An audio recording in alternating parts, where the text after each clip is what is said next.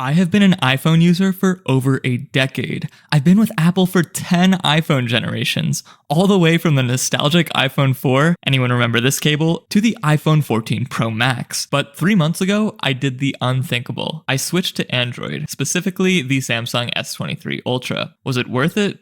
I'll get to that later, but first, here's 12 things I wish I knew before making the switch. First and foremost, the Android messaging issue. Yeah, it's worse than you think. And no, it's not just that my texts are green. Ever since switching to an Android phone, my existing SMS group chats have been somewhat broken. I've sent many messages to my friends and family in group chats, only to learn that they were never delivered, even though everything looked good from my phone. Also, I recently tried to join a larger SMS group chat with my coworkers, and they can't even add me because I'm on an Android. The group owner would have to recreate the whole group chat and lose all of their chat history in order to add me. Also, let's talk about emojis. Like, I'm sorry, but on Samsung, the emojis just look worse. I mean, come on, look at these. It might not sound like that big a deal, but as someone who has grown to get comfortable with Apple's emoji designs, it feels like I almost lost something intangible when I switched to Samsung. Similarly, on Android, GIFs are sent as if they're videos that you have to open up and play in order to see, kind of like an attachment. It's not make or break or anything, but definitely annoying. Unfortunately, the difficulties in communication between iPhones and Android phones doesn't end there. Let's talk about photo sharing. Back when I was on iPhone, sharing photos and videos used to be so seamless thanks to AirDrop. It was one of those iPhone features that you don't realize you'll miss until it's gone. After a day out with friends or a family gathering, I could instantly airdrop high-quality photos and even 4K videos without losing any quality, or I could just send them via iMessage after the fact. Now, on my Samsung S23 Ultra,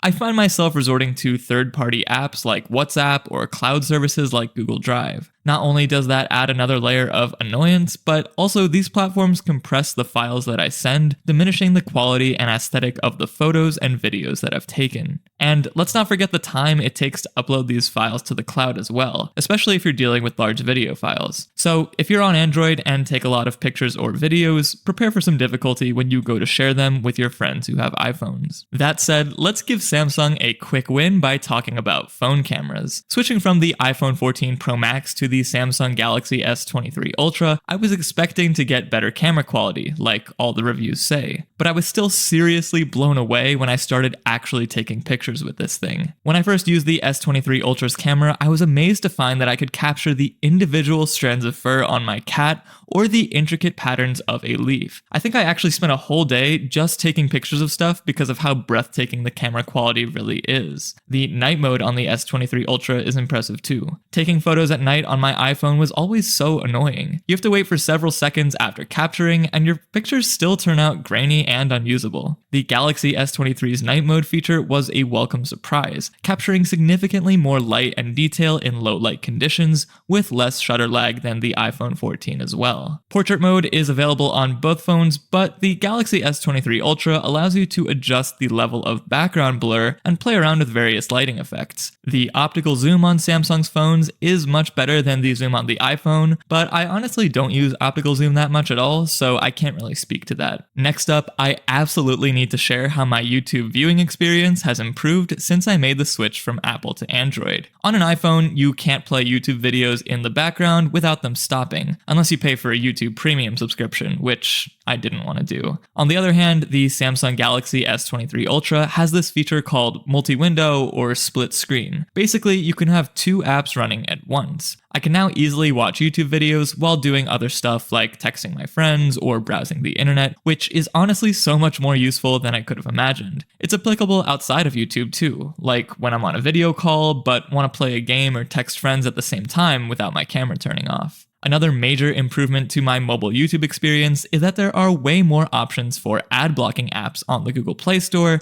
than there are on Apple's App Store. These save me a ton of time and make watching YouTube videos on my phone a much more enjoyable experience. Basically, I'm getting all of the YouTube Premium features for free. Next, we'll talk about how I dealt with losing the Find My iPhone feature. But first, if you are new to the channel, I cover all things consumer technology and I post 2 high-quality videos a week. So if you learned anything new about switching to Android in this video so far, go ahead and give this video a like, drop me a subscribe, and hit that notification bell. Getting location sharing to work on the S23 Ultra, especially with the iPhones of friends and family, requires a lot of effort and research, more than I would have expected. I had always found comfort in how easy location sharing was across all my Apple devices with the iPhone 14 Pro Max. If I or a family member misplaced an iPhone, laptop, or headphones and needed to ping its location or turn on lost mode, the Find My app was a convenient way to do that. On the Galaxy S23 Ultra, I had to resort to third-party apps for location sharing. While they did get the job done in the end, it did cause a lot of headache for me, and I'm still pretty skeptical. A lot of the third-party apps often require additional permissions and sometimes even a subscription fee. Plus, they don't integrate as smoothly with other Android devices as Find My iPhone does with Apple's ecosystem. My family also had to download a third-party app to keep the location sharing functionality that we were used to, which they weren't very fond of. It's a small but noticeable inconvenience that made me realize how integrated Apple's ecosystem had really become in my daily life. That said, the S23 Ultra does come with some pretty cool native features that I didn't know about until I switched. For example, you can turn your phone into a charger for your wireless earbuds or smartwatch via what Samsung calls its wireless power share feature. As someone who can be pretty forgetful, this feature has saved me a number of times already. For example, I travel a lot, and one of the most soul-crushing feelings is putting in your AirPods at the start of a long car or train ride and realizing that you forgot to charge them. That's no longer a problem for me,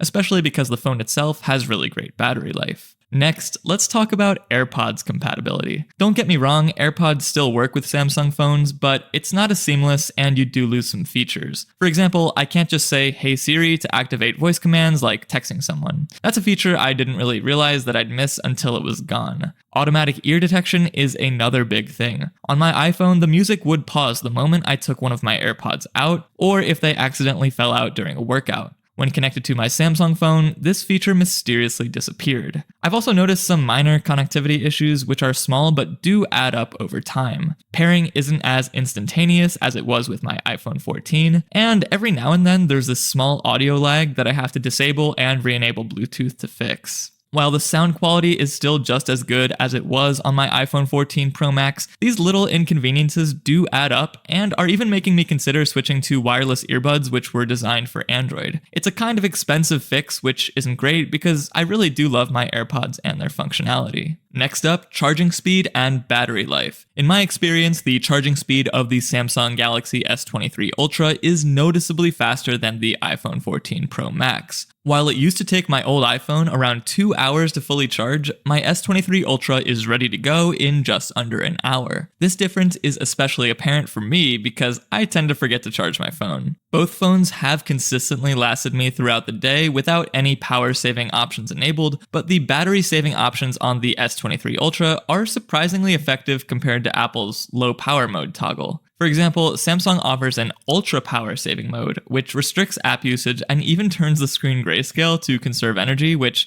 I didn't even know was a thing. You can also individually adjust settings like screen resolution and CPU speed to optimize battery life according to your needs, which was pretty cool to see. As someone who often finds themselves on low battery without a charger nearby, I do appreciate that Samsung lets you turn the settings all the way down if you really need to stretch your battery life out. Finally, let's talk about security. Since switching to Samsung, I haven't noticed any more or less frequent scam calls. That said, when talking to a tech-savvy Android user friend of mine, I was surprised to learn that Google Play apps go through fewer security checks compared to the App Store. As a result of this, and the Android OS's open source nature, Android phones have historically been more vulnerable to hackers. One example is SharkBot, a banking malware that initially posed as antivirus software on the Google Play Store. It bypassed Google security checks and got thousands of downloads before stealing users' banking information. I ended up going with a third-party antivirus, which I never would have had to do on an iPhone. So if you're making the switch, you'll need to learn about some Android security tips and tricks before you start using it. So now for the question you're all thinking about. Was it worth it? Do I regret switching? The faster charging speed and wireless power share features are game changers, but I do truly miss the seamless iMessage experience and the full functionality of my AirPods Pros. It's been just about 3 months, but so far I don't have many regrets, even though I am in the Apple ecosystem. If you learned something new about switching from iPhone to Android, feel free to share it in the comments below and give this video a like and subscribe to the channel for more.